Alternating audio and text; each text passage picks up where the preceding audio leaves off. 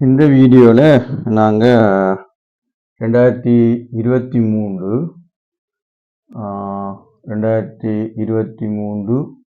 2024 MCQ 21வது MCQ பார்ப்போம். இது என்னென்னு சொன்னால், பின்வரும் மீள் தாக்கத்தை கருதுக. நீங்கள் ஸ்க்ரீனில் பார்க்கலாம் கேள்வியை. Fe2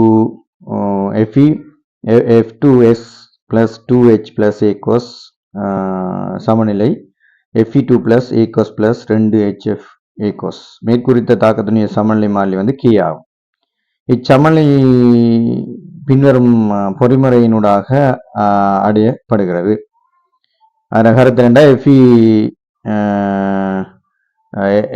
F2S வந்து Fe2 plus ஆக ஏகோஸ் ஆகும், 2F மைனஸ் ஏகோஸ் ஆகும் போகிறதுக்கு K1 என்ற சமநிலை மாறிலி இருக்குது. அது வந்து 2 மூல்.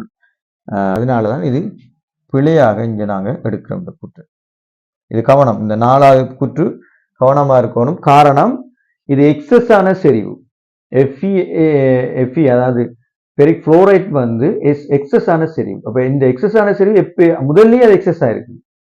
ஆகவே தான் நாங்கள் தாக்கின்ற அளவு கூடுமாண்டா தாக்கிற அளவு கூடாது. இந்த இடத்துல இவரை வச்சு நாங்கள் இல்லைன்னு சொல்றோம்.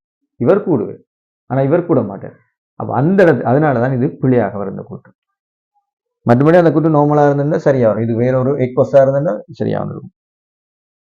5வது, தரப்பட்டுள்ள தகவலின் மூலம் சமநிலைத்தானத்தை துணிய முடியாது. இல்லை, சமநிலைத்தானத்தை துணிய முடியும். சமநிலைத்தானம் எங்க இருக்குன்றதை நாங்கள் இப்ப இதை வச்சு முடிவு எடுத்துட்டோம். அப்ப விடை வந்து 3வது. விடை வந்திருக்கு என்னது? 3வது விடை.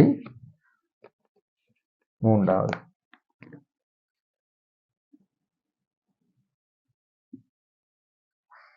விடை வந்து எத்தனையா இருக்குது? 3வதா இருக்குது. சரியா? ரைட். 4வது விடை வராது காரணம் காணா விளங்கினீங்க. சரி, Fe F2 தான் அதுக்குரிய காரணம். 4வது